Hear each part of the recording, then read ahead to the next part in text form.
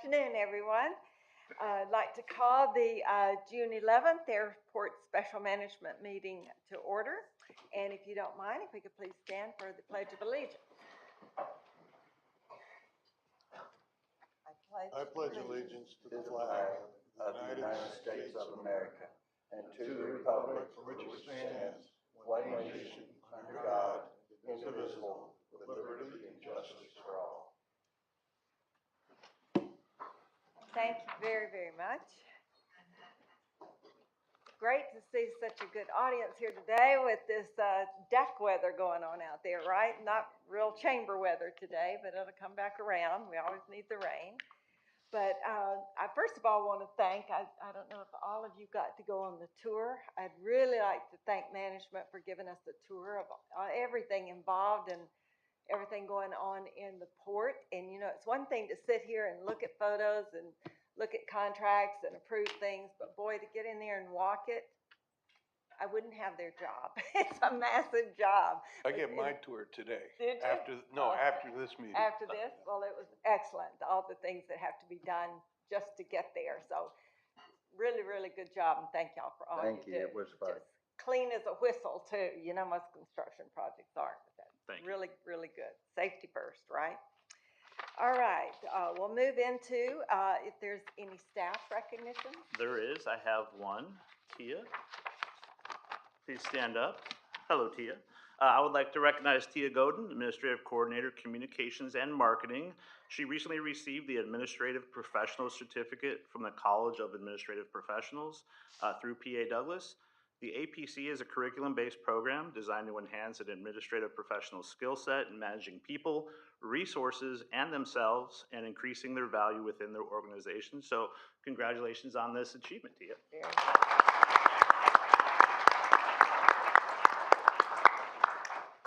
That it? That's it. Right.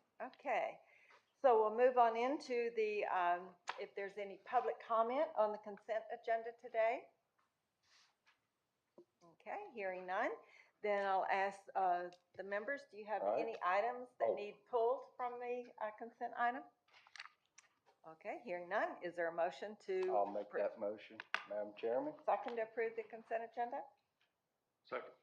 Second, okay. All those in favor? Aye. Okay, carries.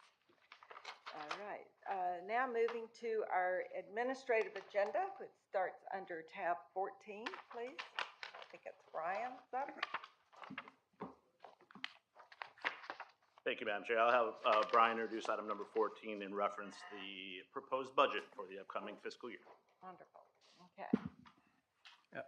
Thank you. I'm just going through my notes here. Yeah, Brian McGonigal, nice to see everybody. This is the summary that we emailed you. So actually Deb's handing it out, and I'll just briefly go through these slides with you. Oh, thank you. One.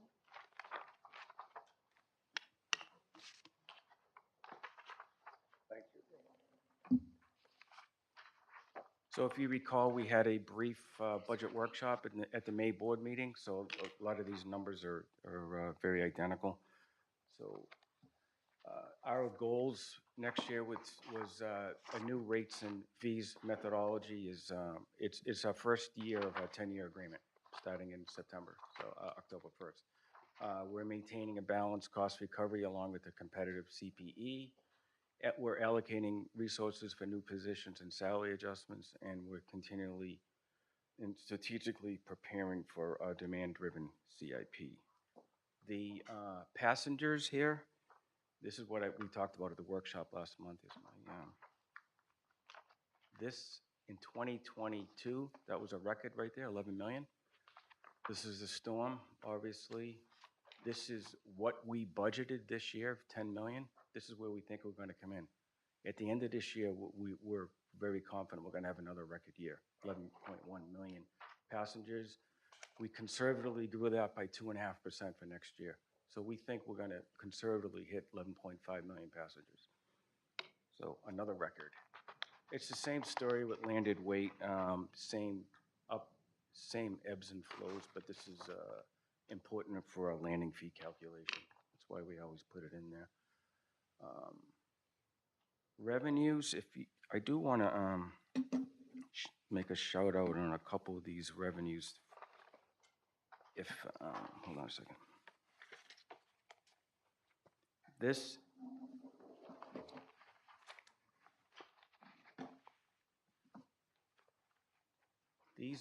these revenues here, I want, if you notice,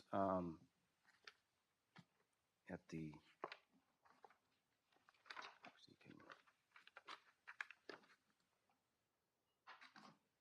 the forecast of 105 million right here is less than this 99 million. In case you're wondering, I want to point out one thing.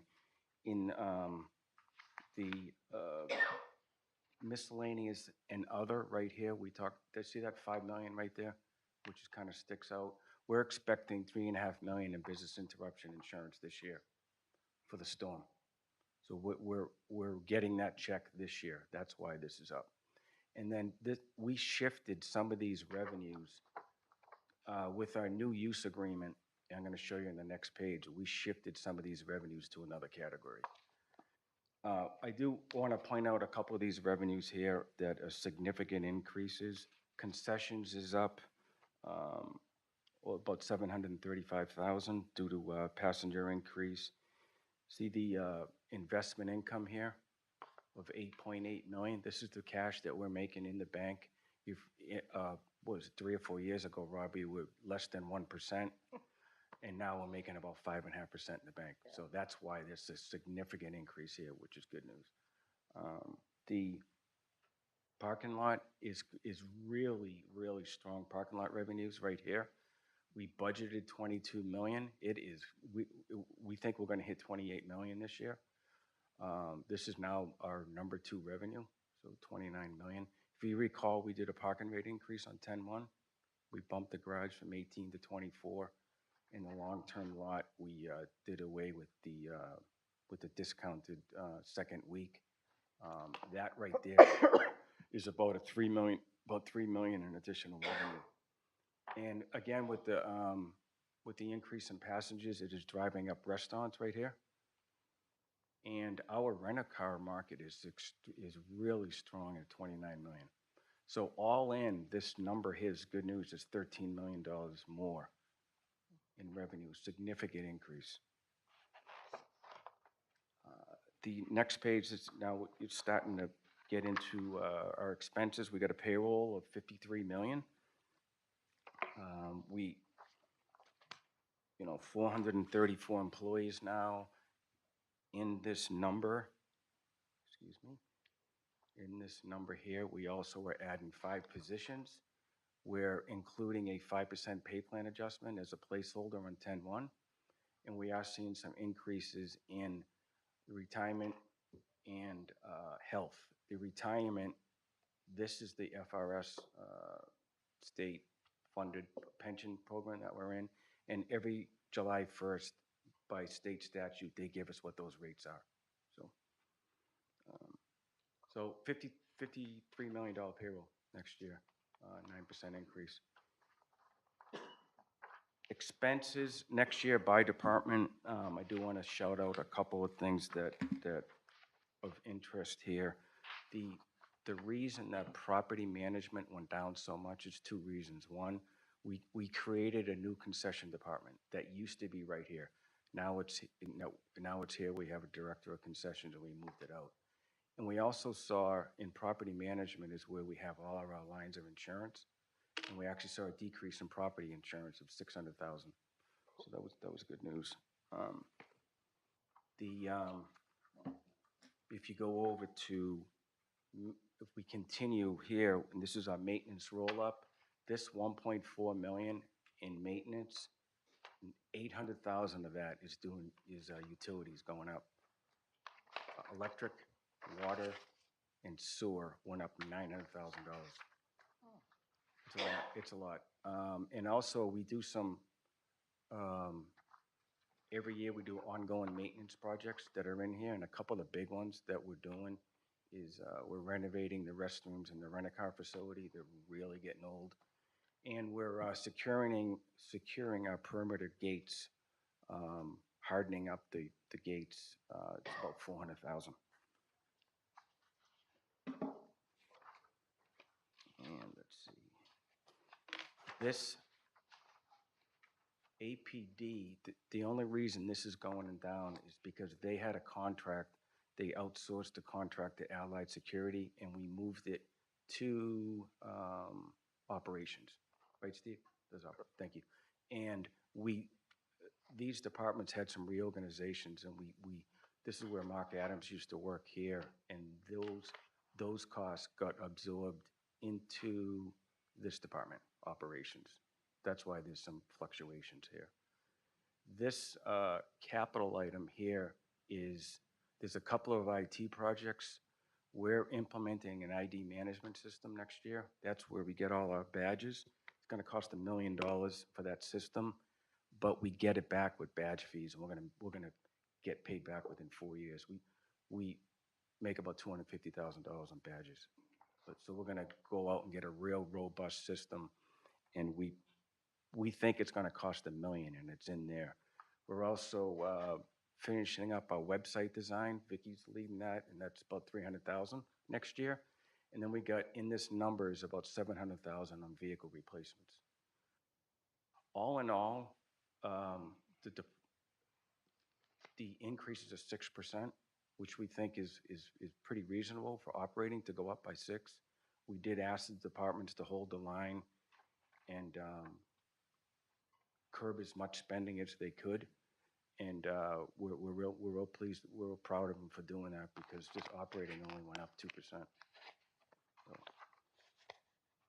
So what you do here, this is just a cash flow of all the revenues coming in, all the expenses going out.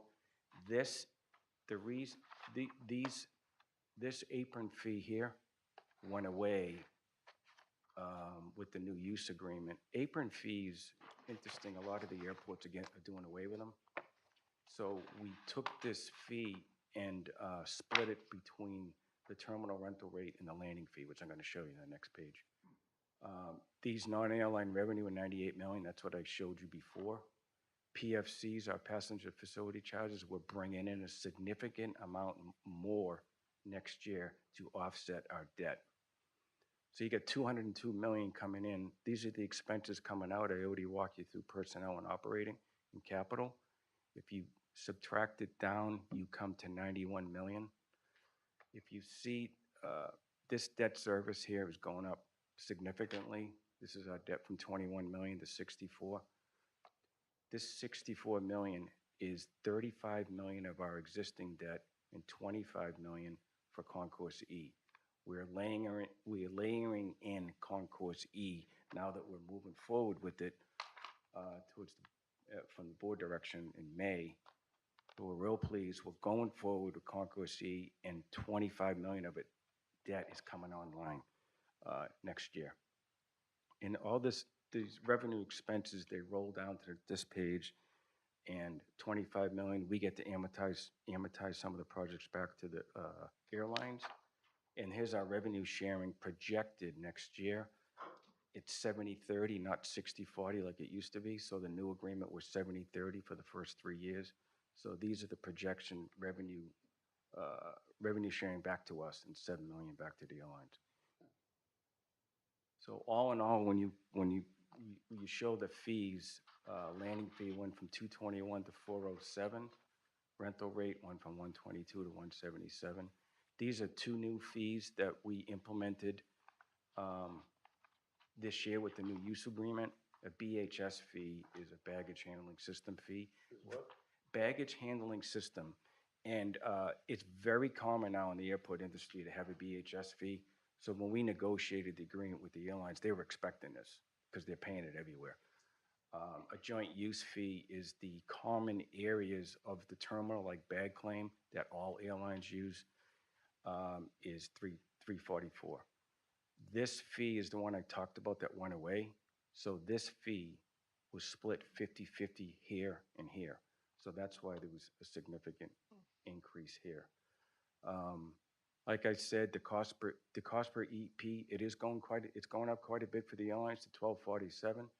Again, two reasons. Well, the main reason is the Concourse E coming online, paying the debt on 10/1. If we weren't doing this, it would hover around $9 right here. Interestingly, we had a meeting with the airlines. We do it every May. They came in on May 29th. We sat down for 2 hours and talked about this. They understand the increase. They're supportive of the budget. They're real excited about 14 gates going. They can't get here soon enough, so they're real excited about Concourse E. And that's the detail on that. I don't have a slide on Page, but I did want to shout out a couple of things. They got it's a $49 million budget for Page. They're proposing one new position. Again, same 5% pay plan adjustment. The new hangars, the South Quad hangars, 81 hangars, are gonna go online December 1st. We plan on putting that online on December 1st, and also a 4% increase in all of our hangar rents, the other hangars. So Pagefield's doing good. We're budgeting 2.2 million gallons. The most we ever sold there was 2.5, so it's standing its own. Pagefield's looking good. So that's all I have. Hope you found this a little more helpful than during the briefings too, so I appreciate it. Yeah. That's all I got on the budget. Do you have any questions? I'm happy to answer any. And I think the summary was very helpful, because there's so much data here. And by putting the proposed in there to see where we're gonna end this year, and then having the budget for 25, it was a good comparable, I think. Good job. Is there any Yeah. questions? Thank Yes. you. Is there any pushback from the airlines because of the drastic jump in the cost per enplanement? No, we showed it to them. There was not, they know that, and just to dig into a little bit more, by paying debt on day one, that is, there's no capitalized interest. Over the life of 30 years, if they do that, they're gonna save, it's $100 million savings. So they said, we'll stop paying it day one. So they were expecting it. We did assume, I didn't tell, that Concourse E, and all these numbers right here, we assumed Concourse E was 857 million. We don't know what it's gonna come in at, could be more, but you'll know that when we bring the bids back to the board in September. But yes, they did support this. All right, thank you. May I? Yes, Scott. Our payroll, where does that stand in regards to Lee County businesses? In other words, I think we're 53 million. 53 million, yeah. Where does that stand? Where does that place us in the, you got the school system, the healthcare system? Well, I have to get back to you on that. For That's right. 434 employees, $53 million, I mean, Lee County is what, 2,500 employees? 2,500? So, I think it shakes out to an average of 77,000 in FTE. So, for our size, Yeah. it's. With the it's utility reasonable. expense, Yep, yes, is that because rates went up or Rate- because we were busier than expected? both, Both? both. Rates went up, and just a lot more people pouring through the terminal. It's a big number. With Concourse E, who's gonna use that? What, do we have one we do. airline that we're gonna No, we assign? do. Yeah, Mark Scroot's been working with them, and we're moving American off of D, United off of C, and Frontier off of B, right? So it's a good mix. Okay. And those three are ready to go. They want it. Right now, I mean, I think Delta is primarily C. Right, that would leave Delta alone on C and give them room to grow off of C. Understand? And then give room American to grow, which they can't do right now. So, Yeah. Thank you. yeah, you're welcome. Thank you. Excellent. Any other questions? We're good. With regards to the salaries, I'm sure you go out there because there's so much skill set that has to come with the port. And you're in alignment with peer, because everybody Ye- seems to be Yep, thank you. taking Yes. everybody else. So as long as we're keeping in peer and keeping our We- retention of staff is Yeah. key, right? We do think we're competitive, so, Excellent. yep. Okay. I'm finding in the business world, that's what we have to focus on, you know, because once you get them trained, somebody else is gonna knock on their door, so it's all that much more important to keep within peers. Excellent. No more discussion? Oh, that was good, thank you. Great. Very Is helpful. there, Good presentation. Yeah, thank you for very your good. support. Is there any public comment? Hearing none, is there a motion to accept? I'll make the a motion. Is there a I second? move that, we do a tentative approval of the item, to move it on to public hearings and final board approval during the month of September. I'll second. Excellent motion, excellent second. Thank you. Any further discussion on it? Hearing none, all those in favor? Aye. Okay, motion carries then. Thank you so much. Yeah, thank you. All right, Steve? Go to Yeah, item number 15, request board approval of professional service agreement with commercial properties, and I'd like to ask Mr. McGonigal to introduce it. Yeah, thank you. So this is, as you know, commercial property Southwest Florida. We came to the board in September of '22 with a professional service agreement with them. They're coming up on 2 years. They are wrapping up phase 2. Phase 1 was with the existing condition analysis, mapping analysis, and environmental impacts. Don and Gary came back and presented. We launched into phase 2, which is they're just wrapping up right now. It includes targeting development areas, a conceptual development plan, and a very detailed financial analysis, which they presented the second time they're in. This is now a significant third phase. Longer phase. This is phase 3, entitlement, permitting, and developmental strategy. This one, like I said, it's much more detailed. It's about 3 years. It includes coordination with a lot of agencies, including the Lee County Development Department, the South Florida Water Management District, the Army Corps of Engineers, and the FAA. After completion of this important task, we'll be ready to launch on some very long-term leases. So we need to get this done. And if you have any questions, it's a big task. If you have any questions at all, Don and Gary, happy to answer any questions. Okay. Yeah, I'd like to hear an update from, Don and Gary. I'd like to hear about, what are your plans for stage 3? What are the objectives you hope to accomplish in this next phase?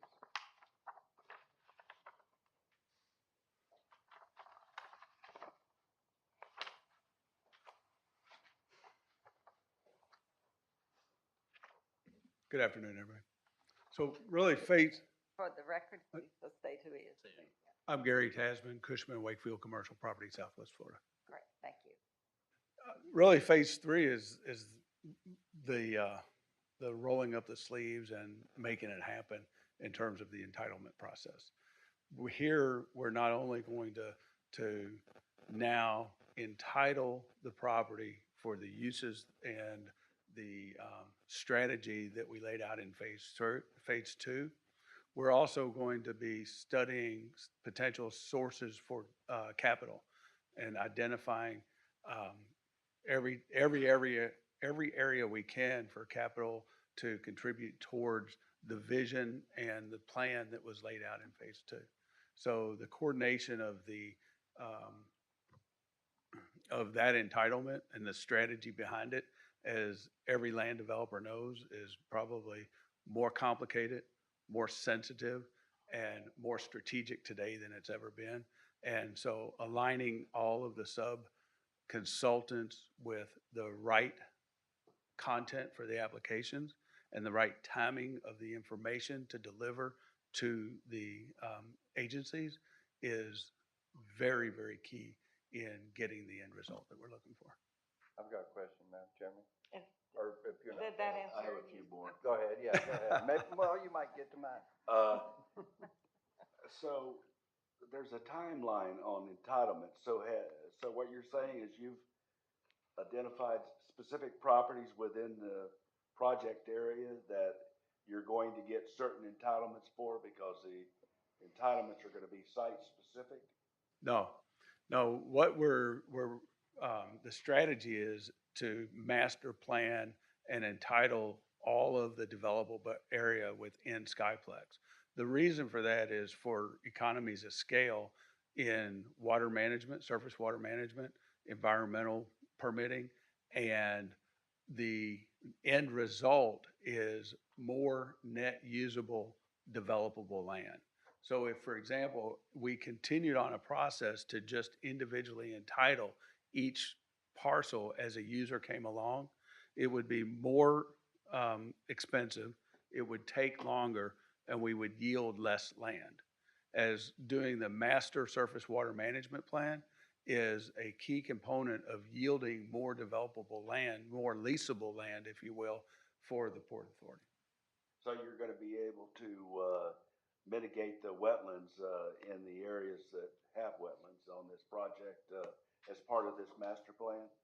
So the mitigation of the wetlands will be established, but the funding of the mitigation cost is based, and this is getting more detailed than I have, but it's essentially based on the areas that we develop, the water basin areas. Is that correct, Josh? Did I say that right? So are you providing these services as part of your proposal of 6.5 million? You're going to include all of the vendors that are necessary to accomplish the permitting, and they're going to be paid out of this fee? Correct. I'm kind of curious. Stage one was a little over $1 million. Stage two was a little over $1 million, and here we're in stage three. We're $6.5 million. Why the big jump? Well, number one is there's a lot of reasons, but big picture, it's first the number of vendors that we have, the service providers that we have, the sub-consultants, has gone up significantly. We need more. Going through this process of entitlement is, I mean, the applications are mind-boggling. The vendors that you need, the sub-consultants that we need to gather the information in order to complete the application is much more intense than the first two phases where it's market study, envisioning the plans and all that. We're painting the picture in the image, if you will, in phase one and phase two, testing the financial feasibility of it.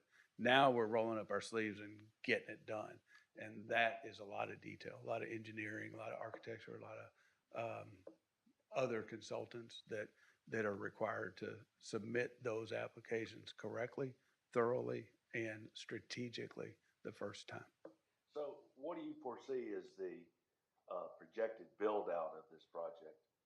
Well, our plan, not assuming any catalyst projects, is a 20-year build out. But with catalyst projects, which we've already are having conversations with potentials there, will actually accelerate that build out quite a bit. I mean, we have, for example, a prospect right now without, I mean, just because of the awareness that we're building, that could likely absorb all of the logistics land initially. And if that were the case, if you think about, we had in our financial modeling projected that return to be over 20 years, accelerating that much absorption that fast will significantly increase the return to the Port Authority. Thank you. Thank you.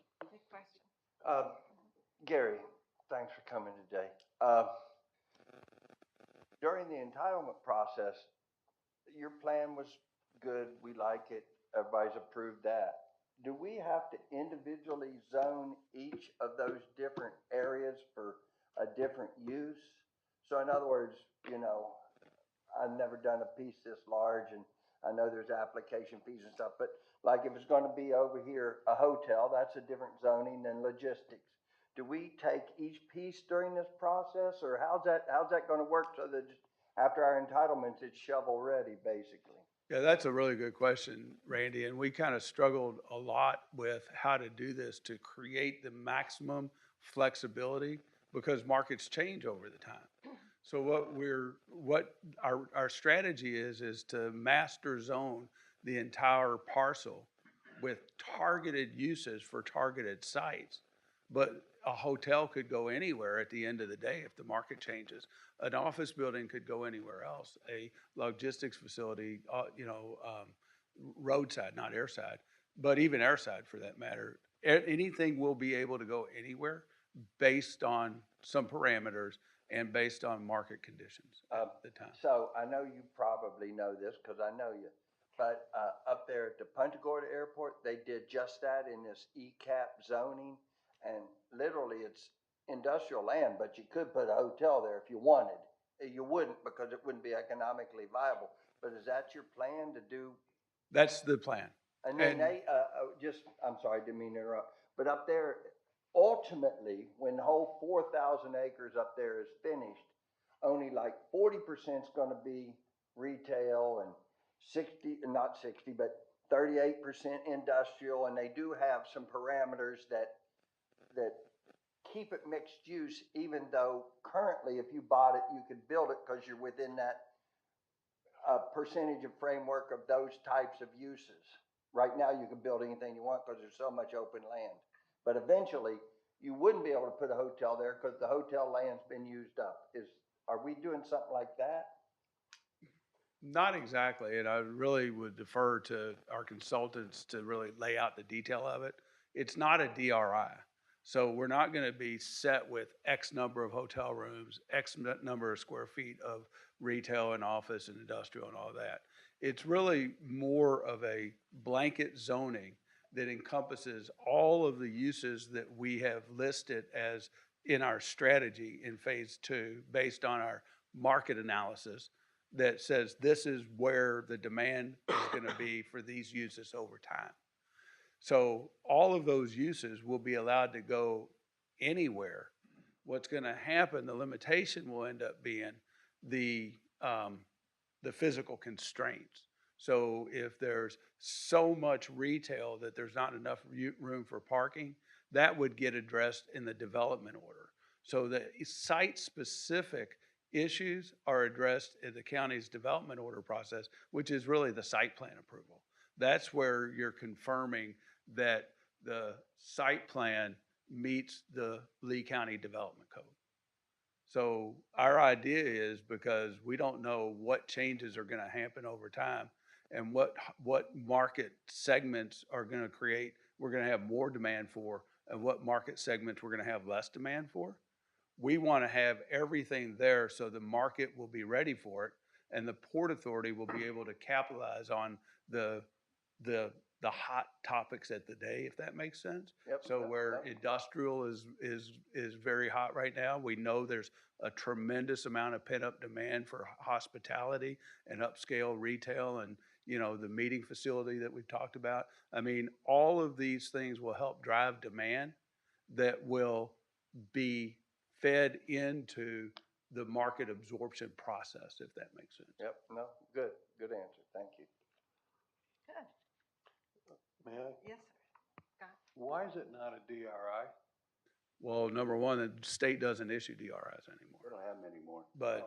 But number two, probably because the reason that the state doesn't issue DRIs is because it limits, if you think about all the legacy DRIs that are out there, they tried to anticipate what the market was gonna be in the future.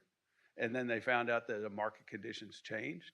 And then you found out that there wasn't always a mechanism to shift from let's say, industrial to retail or to residential, or residential to retail, or things like that. So this is actually a better market mechanism to be able to not have to go back through over and over and over every time there's a change in certain segments of demand. Do you have a budget that we can look at as to how you're gonna spend the $6 million? So much for engineering, so much for environmental, so much for this and that. And is it up to us to just give you a check for that amount, or is that on a draw basis? No, it's not. You're paying us as we're paying Yeah. as we're going, so it's pay as you go. Madam There's Chair? a cash flow projection and a needs for funds. Yeah, there's a lot of detail in the backup of that whole 6.5 million. We get detailed invoices every month on phase one and phase two. So it gets approved by us every month. It's not a blank check. And this contingency and that's 6.5, so hopefully we won't spend it all, but it's, You're cutting the checks. oh yeah, every month. Yep, and it's very detailed backup of Out of your what the. personal I'll account? just- No, not me. I know there was a lot of info, but, they did provide some details. And my apologies, That's but okay. Okay. I was not here for the briefing Right, yesterday, but. okay, yeah, just, it's- so I think they did a good job of really breaking it down for you, so I think you'll be Thank happy. And with Scott, that. if you do have questions after, just let me know. Yeah. We can get with these Yeah, guys. well, that's right. Good. If you guys are involved in, It's, the approval of each draw, shall we yes. say, then I'm a lot more comfortable. yep, and they, No offense to Gary and his company, but, you know, that's a lot of money to be. no, it's, yeah, it'll get audited too. I mean, it could get audited and it's signed off by people that do the work. Yep. I'm it's- okay with that, thanks. We're comfortable with it. Good question for the audience to know that there's detail that's out Yeah. there. Good question. All right, is there any further questions? I'm good. No? No? Is there any public comment on this item? Okay, hearing none. Is I'll there a move that. motion to I'll move accept? that item. All right, I'll Randy? second it. Okay, so we got a motion and a second. Any other discussion? Hearing none, so all in favor? Aye. Aye. Motion carries you. then. Very good, thank you. That's getting exciting. All right, so now we're under, last item 16. Yes, item number 16 is, request board rank qualifications for construction engineering inspection. I'd ask Underhill to introduce the item, please. Good afternoon, everyone. For the record, Emily Underhill. For item 16, as you are aware, the Port Authority is currently in the procurement process to solicit general contractors and subcontractors to construct landside, airside, and terminal building-related improvements that will be known as the RSW Terminal Phase 2 Gate Expansion Concourse E project. The 14-gate project will be the largest project ever undertaken by the Port Authority, valued at close to $1 billion, and will involve complex phasing and construction sequencing. With board approval expected in September, the 3-year project is expected to break ground later this fall. In order to provide for the necessary services during construction, this past April, the Airport Special Management Committee shortlisted 3 firms for further consideration to provide construction engineering inspection, or CEI, services for the project. At this same meeting, the ASMC also recommended that oral presentations be heard by 3 firms at a later meeting and drew the following order of presentations. Number 1, EXP US Services, Inc. Number 2, Holmontes, a Bowman company, Holmontes. And number 3, EG Solutions. Today, the 3 firms are prepared to present their resume and qualifications for your consideration. The firm you recommend for selection will enter into a contract with the Port Authority and will act as a CEI firm performing construction engineering inspection services during the entire construction duration. So if there are no questions at this time, I would ask Melissa to come forward to begin the presentations. Any questions? Okay. Thank you.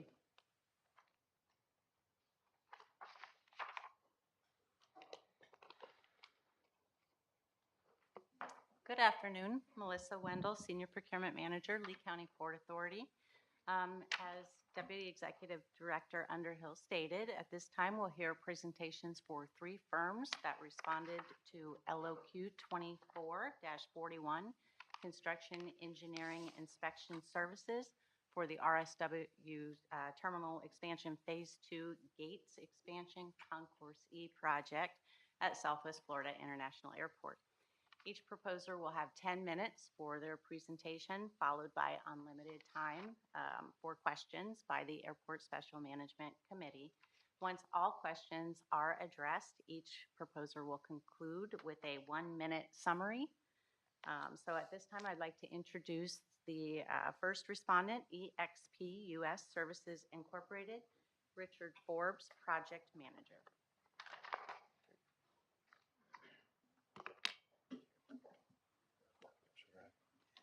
Good afternoon, everyone. I'm just gonna have our esteemed Marcos start off the presentation, and then I'll start after that. I'm supposed to wait for a green light, I think, right? There we go. Good afternoon, committee members. I'm Marco Souza. I'm EXP's Vice President, Director of Aviation, and thank you for the opportunity to present to you today our team and our qualifications. We're really excited about this one. Not every day do you get to pursue a project that essentially incorporates everything you can do at an airport. As my kids will say, that's just pretty cool. So today I'll introduce a little bit about EXP, then hand it off to Richard, who will serve as your project manager. So today we're about 4,500 folks spread across 100 or so offices in North America. Our legacy companies date back to the early 1900s.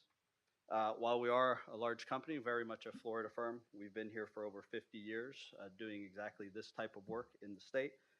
Nearly 500 professionals across our 10 offices. Our staff here in the state's a big reason why we rank so highly in some of those numbers there. I think of particular relevance are the number 22 in airports engineering in the world, and then also number 6 in reconstruction. This is a big renovation project you have, or large components of a renovation project. These are all the services we have. You don't have to look too closely. It's all of them. It's what we call our integrated delivery practice, and I think most importantly, they're all offered here in the state. Aviation specifically, we like to say that we offer everything from drop-off to takeoff. We really do cover it all.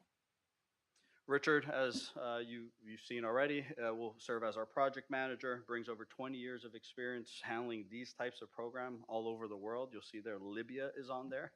So he's traveled the world implementing and directing these projects. Very familiar with all delivery methods, but specifically in your case with the CM at risk, managing general contractor, and also alternative delivery as well, so both from the design aspect and also the owner's representative aspect. So Richard. Thank you, Marcos. So, Richard Forbes, I'll be your project manager. Having worked in multi-phased, multi-year environments, I'm very familiar with just the need for business continuity, the importance of passenger experience. I joined EXP, 8 months ago to come back home and do projects just like this one. If I had to boil down lessons learned, I'd say it's all about making sure the right people have the right information at the right time in order to make the right decisions.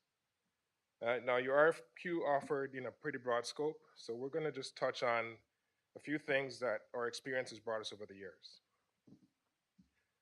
We can engage at any stage and any level of the project lifecycle, ad hoc, as needed, when needed, and with the capacity and the capability to augment your staff and help you redefine your future as your stated goal. We envision working with stakeholders to maintain the working environment. This is about coordinating work packages across a program to minimize disruptions and reducing risk and keeping everything progressing on budget and on schedule. We can support by meeting often with the key stakeholders, ensuring that their needs are satisfied and that they're captured with the design team and addressed appropriately during design and construction. Scheduling and cost control, those systems can be set up pretty quickly, and we do this by gathering all the information and feeding it back into our various cost, control models. And then to go from construction to operations, our commissioning and our ORAT teams can always assist there. It's never too late to engineer value, and not to be confused with value engineering. This is about, a lot of times, cutting scope can actually mean, cutting needs.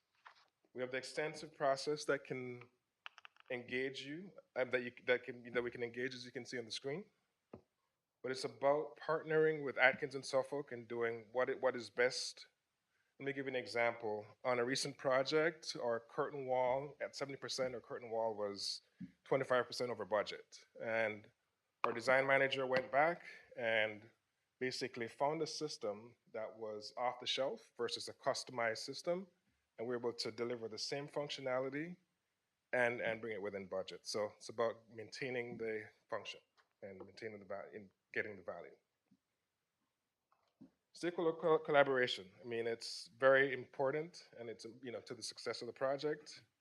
And unlike CI projects that just include a few stakeholders, this is a very complex process. Tommy here has dedicated his whole career in airport operations and can speak to all these roles on the screen and was working with all these stakeholders over here.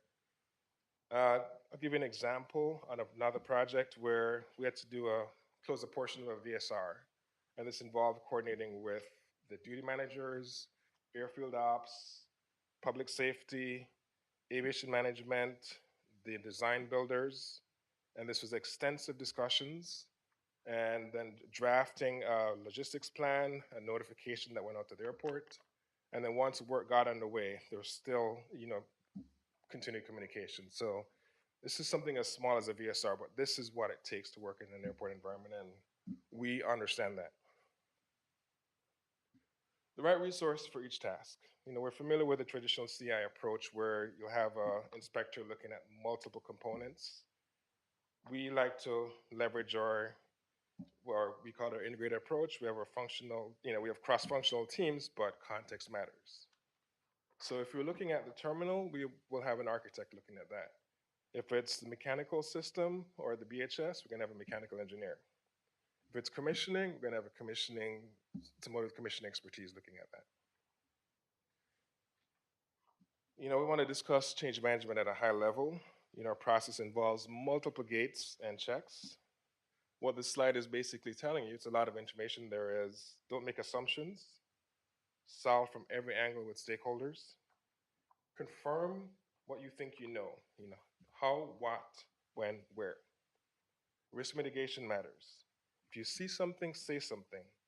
Issues worsen with inaction, and our field staff are trained to address those issues proactively. Now we talk about merit. There's, two options, right? We work with you to determine if there's no merit, we paper the file and we get ready for any claim defense that may be needed. If there's merit, we paper the file, we have estimates, time impact analyses, daily reports, photographs, etc. The goal is to develop a comprehensive story within the package that stands alone. Now we understand that you already have Suffolk as your construction manager managing GC, and we're familiar with this delivery method. In fact, Marcos and Arturo here worked with PBI staff for negotiations with Suffolk on their CMAR Concourse expansion project. Our methodology is, centered around the 5 C's, collaboration with unified vision, coordination to resolve conflicts quickly, clear communication to maintain transparency, adherence to the construction schedule through early packages and making sure everything is on time, and then continuous control of costs via constructability reviews. And this structured approach guarantees a successful project execution and client satisfaction. I'll turn it back over to Marcos. Thanks, Richard. I guess to wrap up, we can confidently say we feel like we're the best mix for this program and for you at the airport. Aviation was what we do, especially here in the state. Richard, as our point person, has all the experience on these types of large programs, diverse programs like this project. I personally will ensure that he has all of the resources that are needed to deliver this program from an inspection perspective.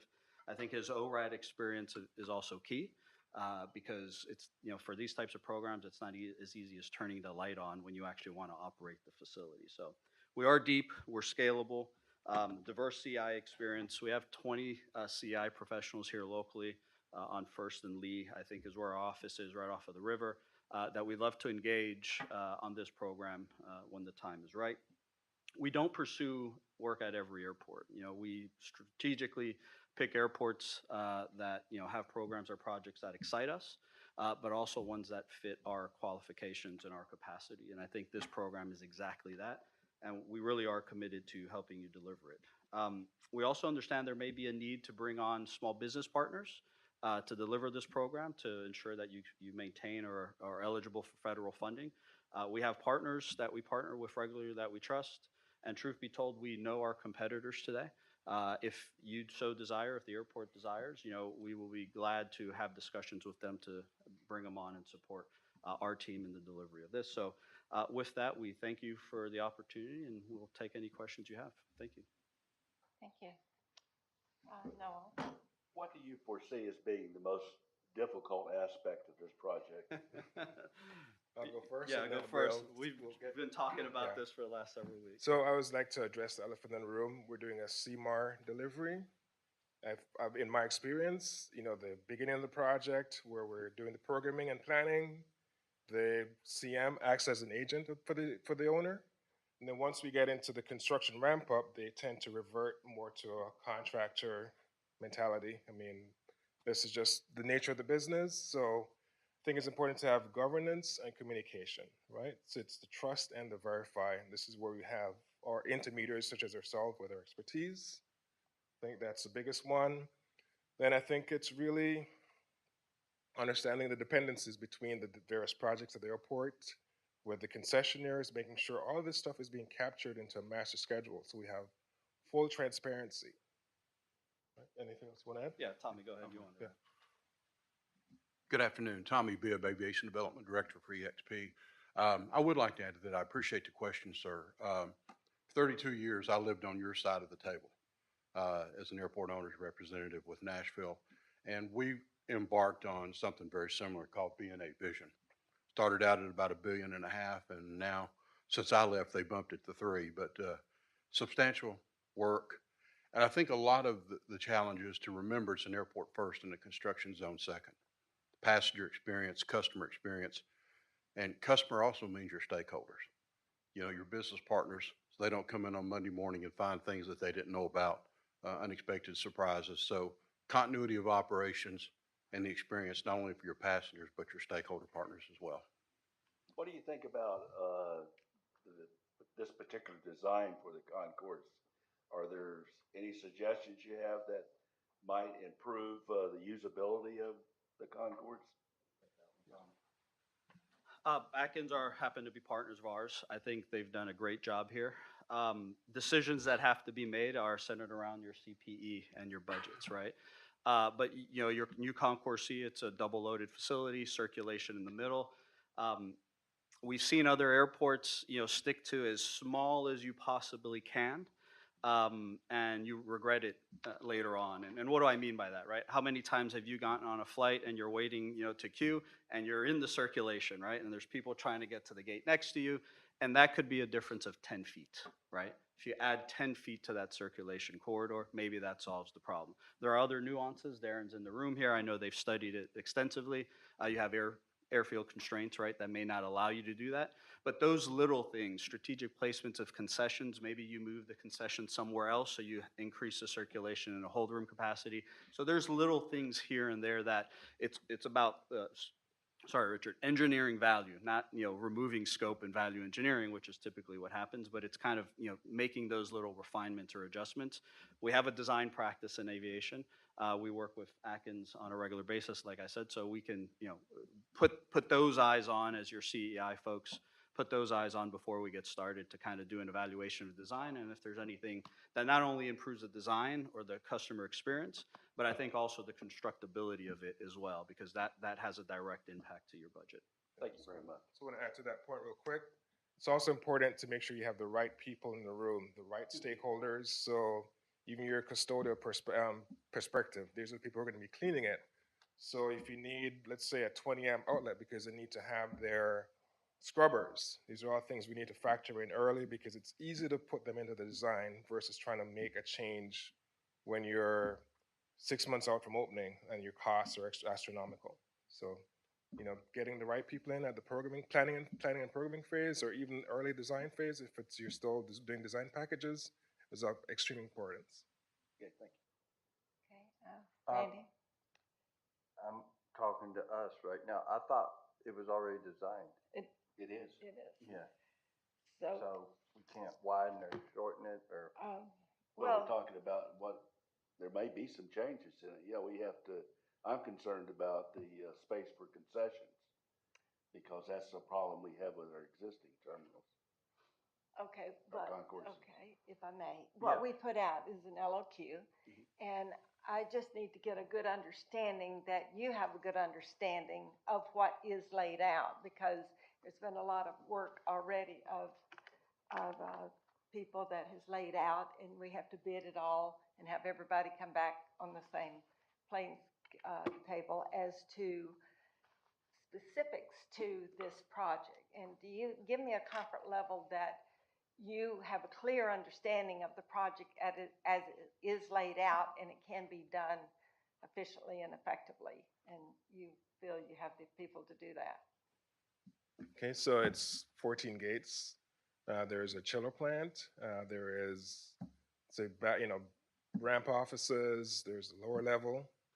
So I've done all this. I mean, at various airports. I've done this at Calgary. I've done this at SFO. But there for 7.5 years with enabling projects, moving airlines in overnight, closing down a checkpoint, moving TSA over to a new checkpoint, overnight moves for airlines.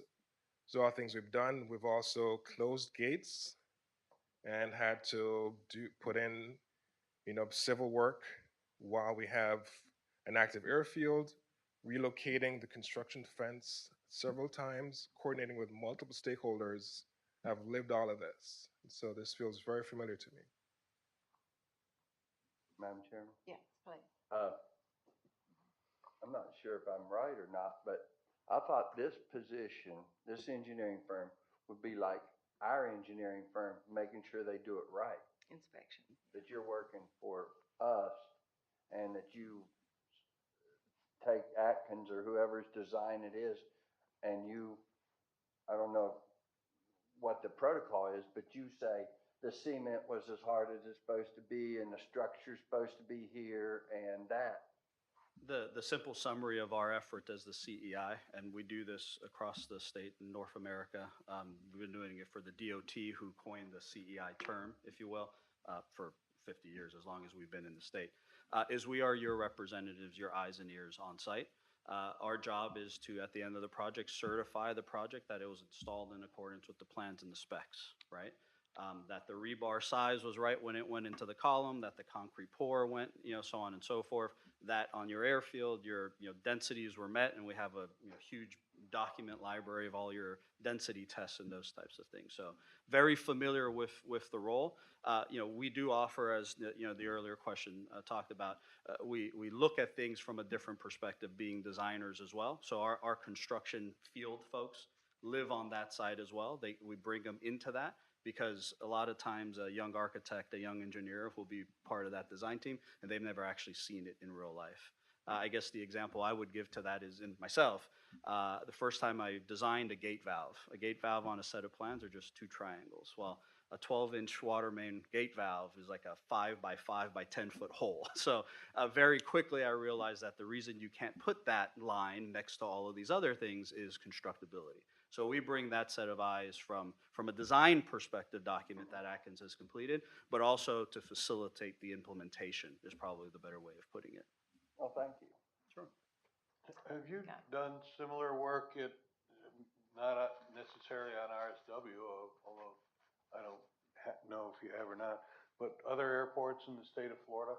Yeah, so we currently hold contracts at like 6 other airports. We're in Miami, we're in Fort Lauderdale, we're in PBI, we're in Orlando, we're in Pensacola. There's a couple other in there somewhere that I'm missing. CEI, this type of construction inspection type services, at all of those for all of our projects. More specifically, Richard, before joining us, also worked on the contractor side, so understands that. But we have a long history of, Tommy mentioned, it's an airport first, a construction site second. That was actually termed by airport director at an airport in the southeast of the state. The joke was he would always come to me personally and say, it's an airport first, a construction site second, but you need to hurry up and get your construction site out of my airport's way. So there's always a deferral to allow that to happen. So we're doing these services at airports, specifically all of those I mentioned, and have done it before as well. Thank you. Yes, sir. My last question is the PM. So it shows you've got 2 large projects going right now, right? That you are the person, the PM, on those? Yeah, So more of a you don't sense any workload concerns coming in here doing No, those? this one, if we're successful, I'll be 100% on this project. Any responsibility will, come to me. Obviously, we'll build out a team, and they'll be working with Atkins and Suffolk. So as a ground level, there might be day-to-day issues, but I like to be informed of everything that's going on. So if I get a phone call in the middle of the night, I can tell you exactly what's going on. Okay, and you're located here? I'm in Miami right now, but if I need to be here and move here, that's not a problem.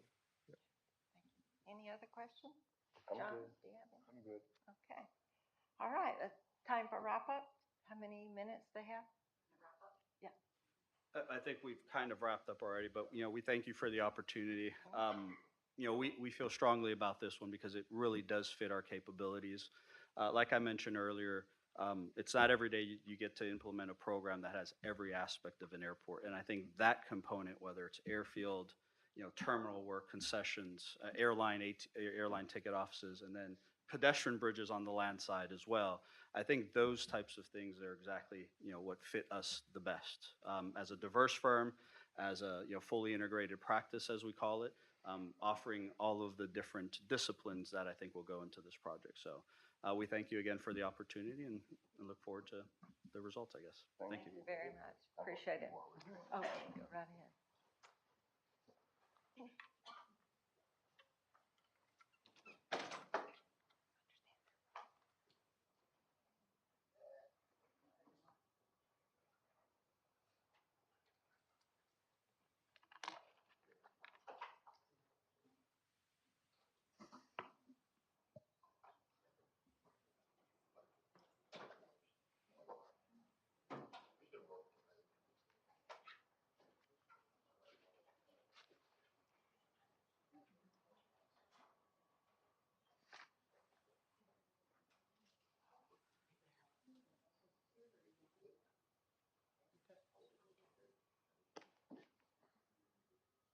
All set?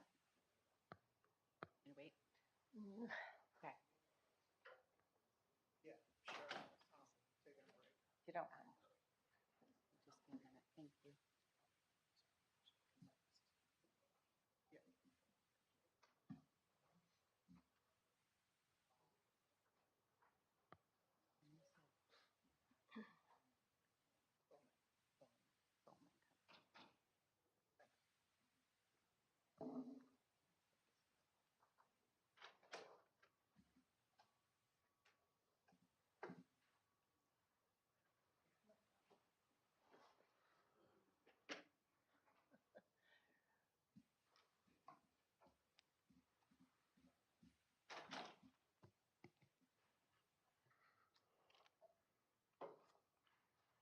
Just a few more seconds and we'll get started.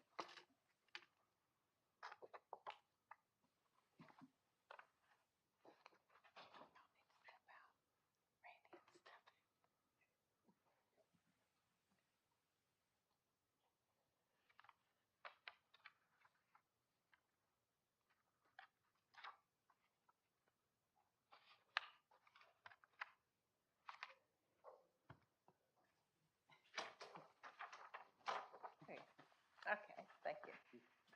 All right. Our second presentation today is from Whole Montes, a Bauman company, and I'd like to introduce to you Rick Brylansky, Senior Vice President and Project Manager.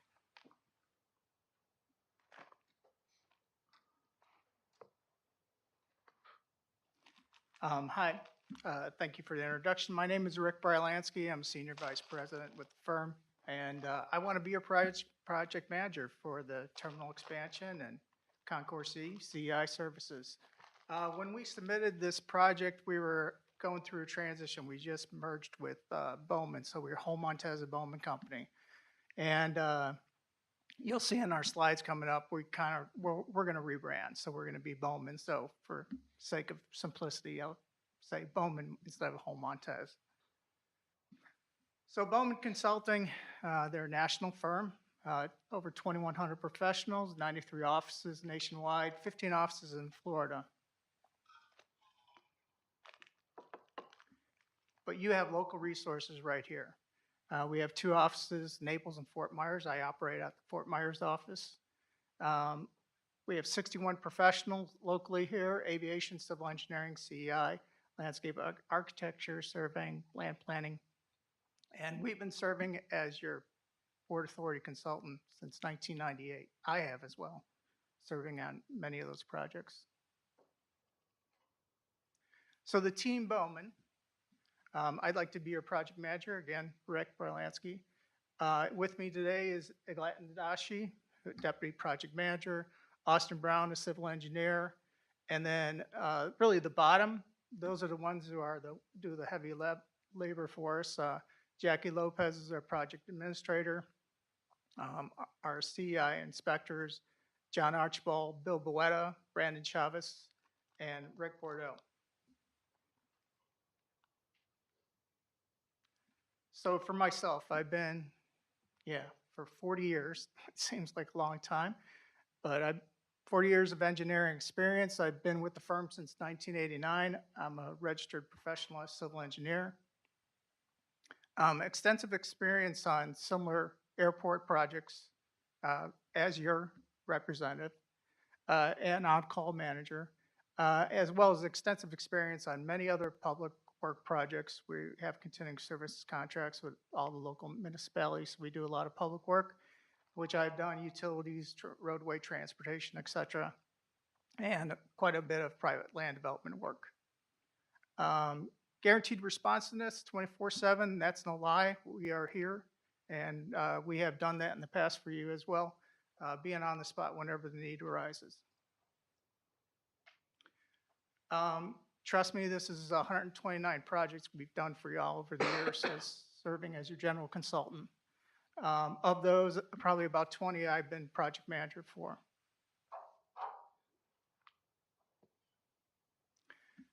We have a keen understanding of the project, the terminal expansion, new concourse E, the airside and landside pedestrian improvements, and the central energy plant, chiller plant. So very well aware of the project. Some of the like experience that we've gone through for Port Authority projects, taxiway Foxtrot rehabilitation, we were served as CEI. That was about 200,000 square yards of pavement. Some of the tasks, detailed logs, the inspections, detailed logs, documentation of the work conducted. Local engineers, we were on site at a moment's notice to resolve issues, and that's the big thing, is when the need arises to fix the issues where their responsiveness and get in there and get to the challenges, so we keep the project rolling. Our CEI staff is very familiar with working with the RSW operations, safety operations, as well as your Port Authority staff. Sorry, I'm battling a sore throat. Another project, taxiway Alpha 3 and Alpha 4 and some cargo ramp expansions that we've done for you. We were CEI for the general contractor for this project. A lot of concrete slab work and pavement rehabilitation, asphalt pavement rehabilitation, and same documentation we did, inspection, detailed logs, and documentation of all the work conducted, pay requests, going through all the, again, the documentation involved. And again, local engineers were responsive to anything that came up during construction. Chamberlain Parkway, you probably have just driven on it because they just recently opened up. Again, we oversaw the rehabilitation for the road, actually construction of the road, and similar CEI support, doing all the documentation inspections, reviewing construction testing.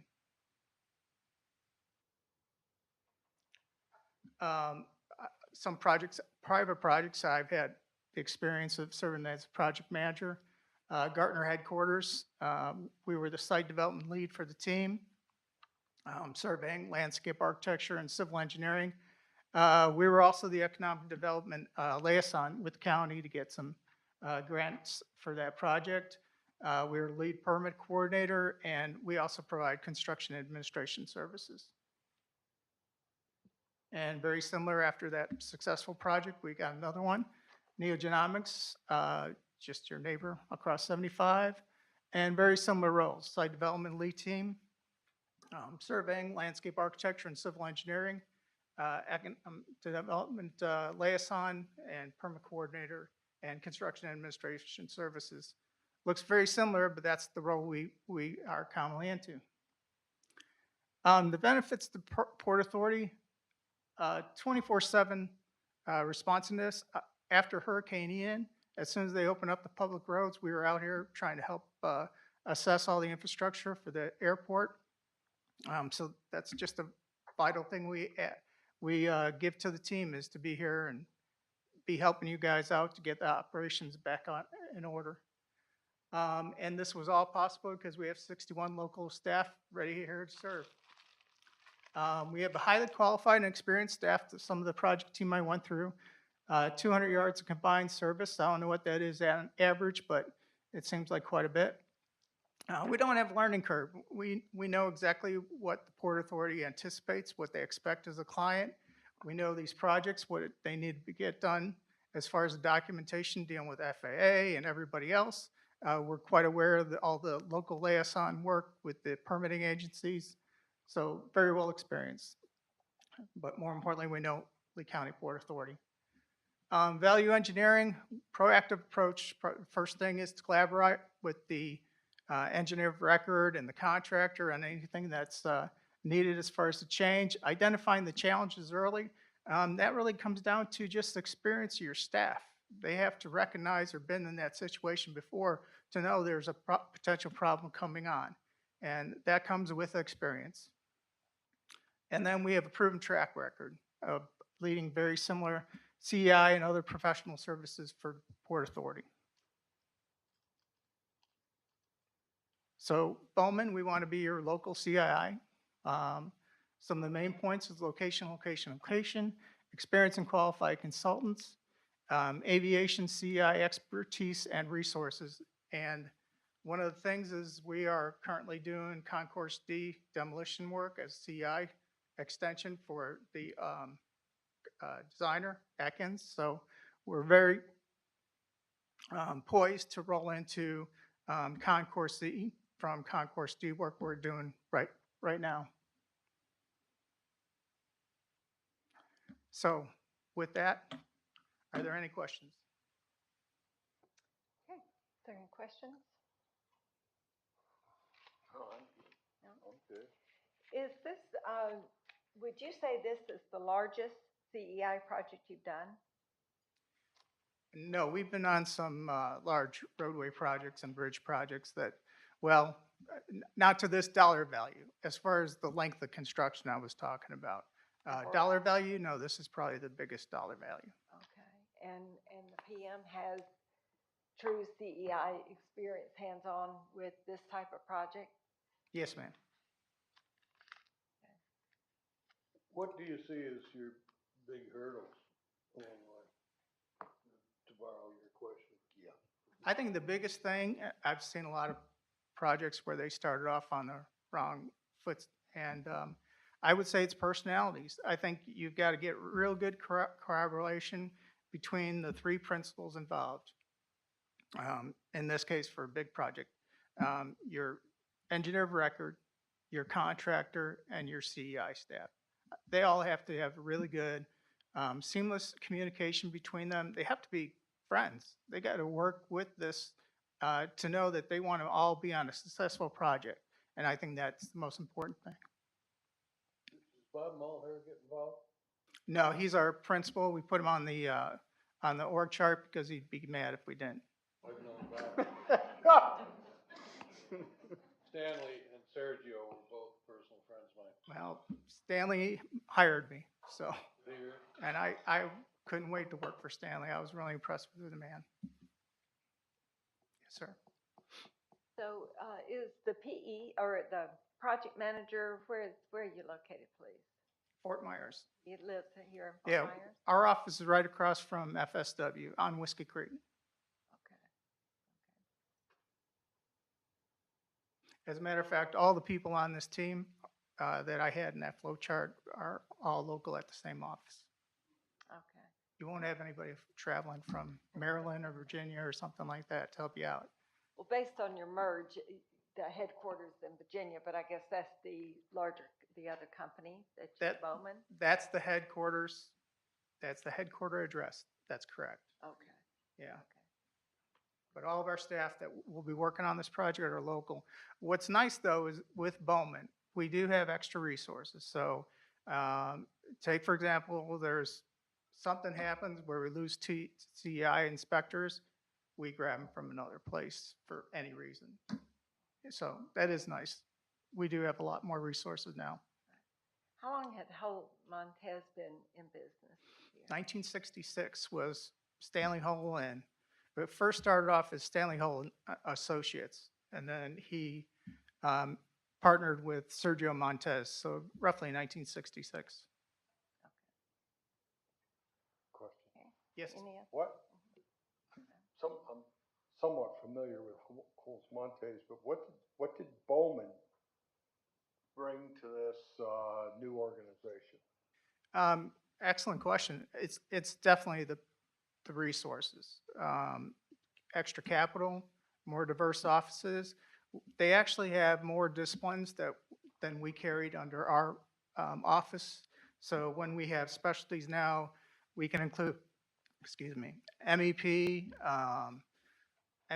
fire protection, shoreline stabilization, a lot of energy related disciplines. But anyways, it comes down to just more resources, more disciplines available, and then obviously more national client representation. And Bowman itself is located where?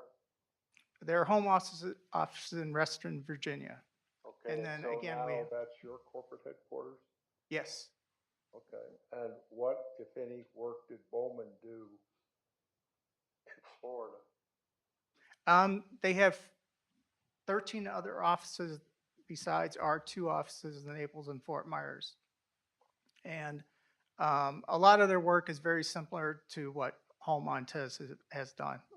Land development, public work projects, transportation projects, very similar scope. Had they done airport, Bowman? No. Had they done airport work before? No, as a matter of fact, that's why we were probably such an attractive merger for them, is because now it's disciplines that we can add to their umbrella. That's all I have. Thank you. Okay. And so the PM, you've actually had CEI hands-on experience? Because the PM's going to be here, right? He's Yes. the project manager. Is that the gentleman Yes. right next to you? No, that's me. Okay. He's my deputy PM, that if I ever get to go on vacation or something like that, I have somebody. Okay. But no, it's with me. Okay, very good. All right, thank you. Any other questions? I'm good. Good, I'm good. All right, if you'd like to wrap up, please. Yeah, thank you.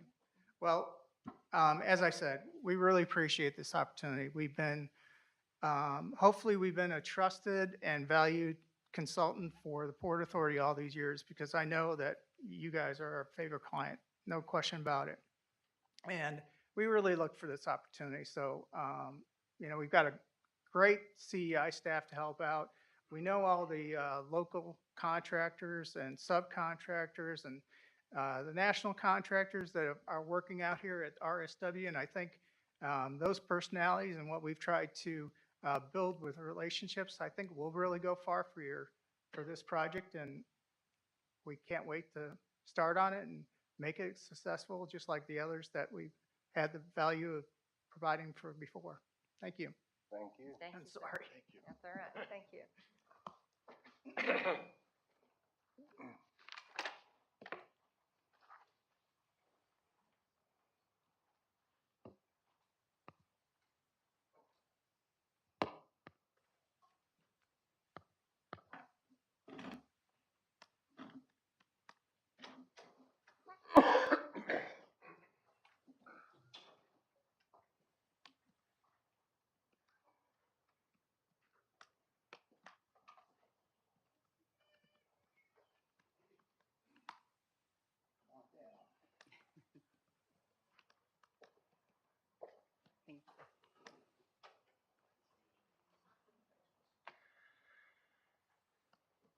Okay, our third and final presenter today is EG Solutions, and the presentation will be led by Kelly Rubino, Vice President for EG Solutions. Good afternoon. Whoa, it's good to see you once again. I was in front of you about 3 years ago, and we got selected for phase one, and we think it's been a great relationship, and it's good to be back. I have with me Mr. Henry Burton, who's our designated project manager, and he's going to say a few things about the project for your consideration. First of all, we do nothing but aviation. These are 18 people, all aviation experience. They do nothing but aviation and nothing but Florida aviation. They're all based either here in Fort Myers at the airport or at our headquarters up the road in Sarasota, about an hour and a half from here. Some of them are full-time on the job. Some of them work on a job part-time. Some of them are administrative support. Some of them are technical support from the headquarters. But they've all touched this project that we're working on currently, phase one, at some point in time. But the most important person is this young man behind me. 49 years of construction experience. Henry does nothing but CEI work. That's all he does. Nothing else. That's why he's dressed like he is, because he's got to get back out in the field here in a minute as soon as we're done. So don't ask him too many questions. He's got to get back to work. Emily will tell you that. Anyway, Henry has worked on hundreds of projects, but over the last 20 years or so, he's worked on 30 Florida airport projects as a CEI person. He's an ex-military fighter pilot. He's got some great stories if you got time. And he's going to talk to you a little bit about some of the things that we should consider as we move forward in the next phase. Henry, I'll leave it to you. Again, thank you for the opportunity to present today. As Kelly's already mentioned, we are the current CEI for the Terminal 1 expansion that's currently going on. So we're very, very familiar with the complexities and everything that's associated with a project of this size and complexity. We are strong believers in trying to boil things down to its simplest portions so that it's easily understood. And so today our presentation is an attempt to boil it down to make it very, very simple for you. Our project approach is predicated upon the airport's desire to see the project brought in on time, within budget, and with the quality that the airport expects. Now, as Kelly has already mentioned, we have a great staff. They're experienced. All their experience is on airfields, aviation, airport. That's what we do. And as you know, as you're aware, CEI effort is a boots on the ground. We are there and provide inspectors to inspect the work as it is being constructed, as it's going on, so that there's no hidden things that we can't see later on. We're there to document it. We're there to make sure that the materials that are being used in the construction have been approved and they're the proper placement of the materials. And we're there to observe the work, report on the work, and to ensure that the proper field tests as well as laboratory tests are being conducted on the materials and the work that's being used in conformance. Now, in order to do this, we have to place some priorities. And one of the top priorities that we feel like on this project is going to be communication, establishing who the various stakeholders are, what their duties and responsibilities not only to the project but to each other are to form a team, and kind of basically have a chain of command so that everybody's clear on the protocols and how the communications to take place. Then in the case of the ongoing project with phase one, it's going to most likely have a big impact on the phase two construction since they'll be going on concurrently. So it's important that a protocol and a line of communication be established between the two teams so that we can avoid conflicts, misunderstandings, and especially avoid any delays in construction. All right. Now, there's some critical elements that we've seen that I think are most important to this project. Number one, we want to look at the quality control plan from the CMGC, coordinate that with the quality assurance plan on the CEI side, make sure everybody understands their roles and responsibilities, how they intermesh, so that there's no portion of the work that is missed. Okay, everything is covered. Then another important aspect is the review and implementation of the threshold inspection plan that has been filed with the Lee County Building Department that resulted in the issuance of the permitted set of documents. Okay. Stored materials is another thing that we look at, along with the monthly progress reports and invoicing from the CMGC to ensure that the project stays within budget, the materials are being properly stored and accounted for. Now, in this particular project, there is a significant amount of FAA involvement as far as the concrete apron, the taxiways, the connectors, and plus you have the roadway out in front of the terminal. FAA becomes involved here, and it's critical to continue the FAA certification for the airport, that those follow the FAA guidelines, which are considerably different in some cases from normal specifications and guidelines. And this is one of our fortes. And one of the advantages this project has is the on-site concrete plant, the batch plant, which gives more control over the production of the concrete supplier, the delivery of the concrete to make sure that it meets the FAA specifications on time and so forth. The same applies with the P501 or the P401 asphalt pavement for the taxiways and connectors, as well as the FAA lighting and marking and signage, and then cooperation and coordination with the airport's air operations, because all of this will have a big impact on air operations for the airport. So once again, thank you for allowing us to present, and Kelly, I'm going to turn it back over to you, sir. Okay, thank you, Henry. I'd like to give you 3 reasons why I believe our firm is most qualified. We've been working with your staff for the past 3 years. I believe we've developed a great relationship. I don't think we would have been ranked #1 going into this presentation if we didn't have a good relationship with your staff. We think that's very important. We're familiar with Fort Myers, the process, the people. Our people are badged. We're here. We can cross-utilize people between the 2 phases. When phase 1 is complete, we can shift those people over to phase 2. There's a cost savings and a certain efficiency built into that. Henry is local. He lives here. Henry's on the job site 24/7, I can assure you.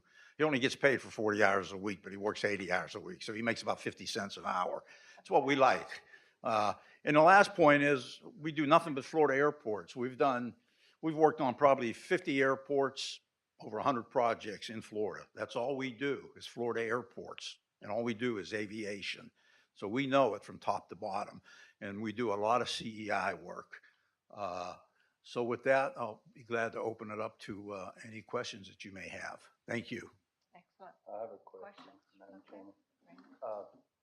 Given Kelly's fine introduction and Henry's great presentation, I'm going to make it simple myself. Henry, how's your health? It's good. Because you're the man, and you're going to have to be It's here very 3-4 more years. Okay. He's already And, signed a contract with us. He can't die until this project's over. So he's committed. and the current project keeps my adrenaline pumping, Good. keeps me in shape. Who's your AME? I'm sorry, what? Who's your AME? I'm gonna, I hope the HR director's not here. We're not gonna get in trouble for all this that question. I was just kidding. Okay, any other, John, question? Yeah, in terms of the size of this project, how does it compare with your past experience? I can give you a couple examples. We were the FDOT representative when they were funding part of the Orlando and the Tampa International expansion. They were both billion-dollar projects. DOT hired us to oversee their monies, which they had 250 million in each one of those projects. They retained us to oversee their monies were being spent appropriately and in areas that were eligible for funding. And we did that for a number of years. Henry actually worked on the Tampa expansion project when it was being expanded over the last couple of years. In addition to that, I was the director in Charleston, South Carolina, and we built a brand new terminal complex, about 400,000 square feet a number of years ago.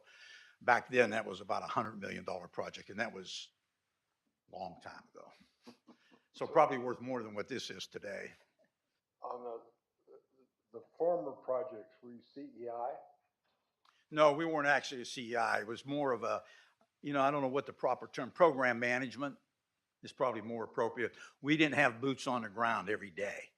We would go over there periodically, inspect the site, primarily myself, talk to the contractor, have meetings with the owner, have meetings with the contractor and the architect and the engineers, take some pictures, do a progress report, review the invoices, and send a report up to FDOT, up to the main office in Tallahassee, and basically report on what we saw and told them we approved or did not approve the invoice for these reasons.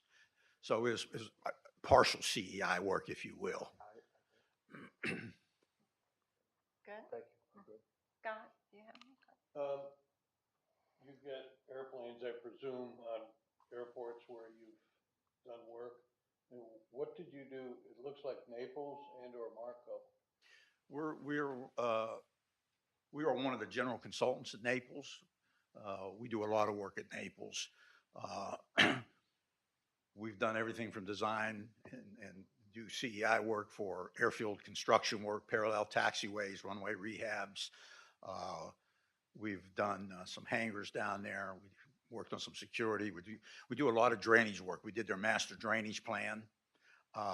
One of our specialties is water management on airports, and we've done a lot of that. In fact, we're doing a master drainage plan for them right now. It's about $1 million to monitor the quality of the water in the various ponds.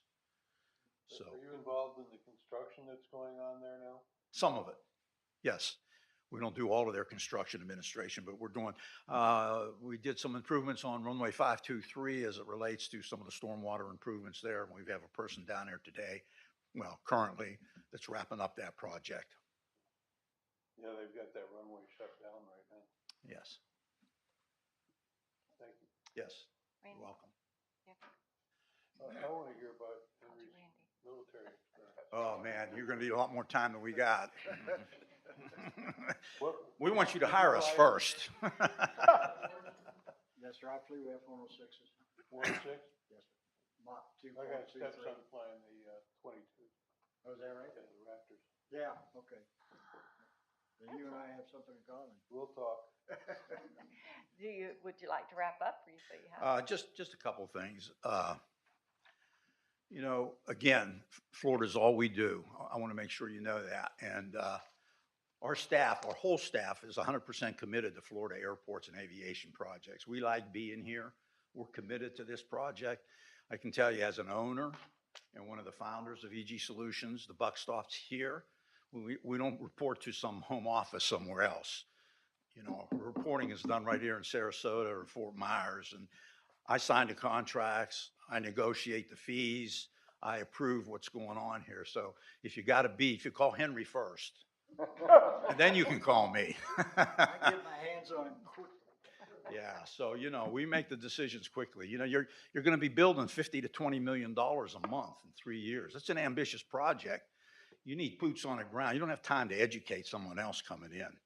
You need boots on the ground like now, and they need to be ready to go from day one. We got the culture. Henry's got the culture. He knows what needs to be done. We've got people on staff right now. We're ready to hit the ground running, and we're looking forward to it. So if you got a contract, we'll sign it right now and go. Thank you. Thank We you so appreciate much. your time. Thank you.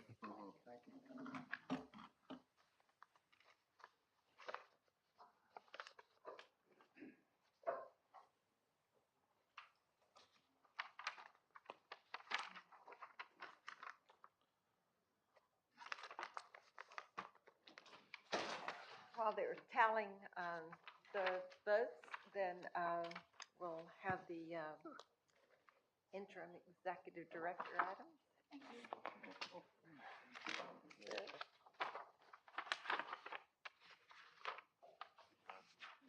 Thank you.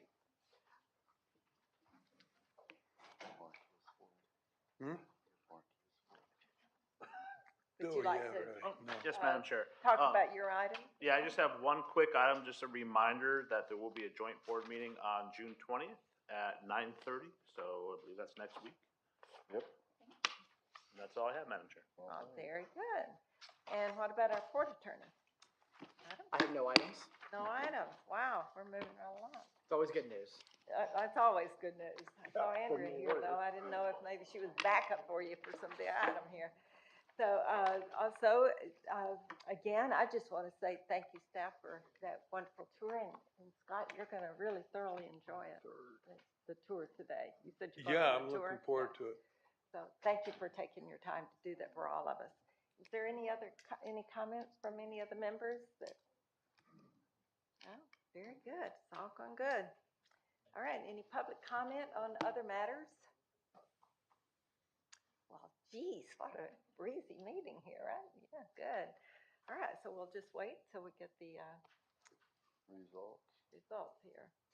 Did you say that? Did you say June 2nd? Is that June 2nd? Is that No, I'm what'd sorry. you say? June 20th. June 20th 20th. meeting. Okay. Did I say July?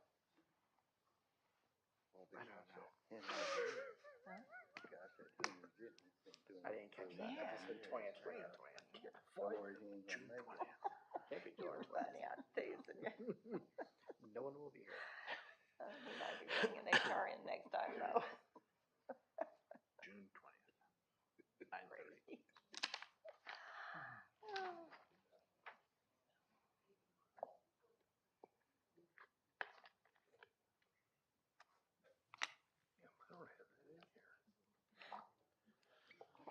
And as we all know, everything we did here today goes to our port commissioners, so don't anybody go out and do anything just based on us. We just kind of pre-screen and do the homework and make recommendations, right? So just a reminder to everyone. You think, Vicki, I need to talk about? No? Okay. You'll let us know when that website gets all done, right? Good, I'd love to do that.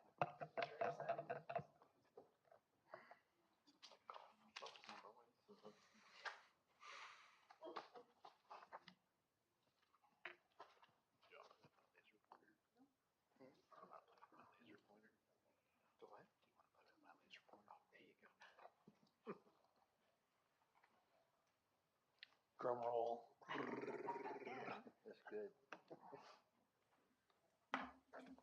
Okay, in reference to LOQ 2441, Construction Engineering Inspection Services for the RSW Terminal Expansion Phase 2, Gates Expansion, Concourse E project at Southwest Florida International Airport, the final ranking is as follows. Ranked number 1, EG Solutions Incorporated, followed by Hull Montes, a Bowman company, and finally EXP US Services Incorporated. The recommended ranking will be presented to the Board of Port Commissioners at an upcoming publicly noticed meeting. A reminder, it is vitally important that all respondents to the LOQ and their agents or representatives understand that there is a lobbying prohibition in place Lobbying is prohibited until an agreement is awarded or until the LOQ is canceled. All communication regarding this procurement should be directed to the procurement office only. On behalf of the authority, I'd like to thank the participants for their interest in doing business with the County Port Authority. Thank you. Thank you so much. And on behalf of the ASMC, we would like to thank all of the participants. Thank you. We all learned from those presentations, so thank you. If there's no other, sir? We have to, Motion. I move that, we accept the rankings as presented. I'll second that. I guess you're right. Okay, so there's a motion and a second, and so any further discussion? Aye. Okay. Aye. Okay, motion carries. Thank you. I am All right, Madam so Chair. is there a motion to adjourn? I'll give that motion. You good that? I'll second that one. Second, all right. Thank you all so I'd much. like some discussion. You know, I forgot that we had to approve that. Thank you.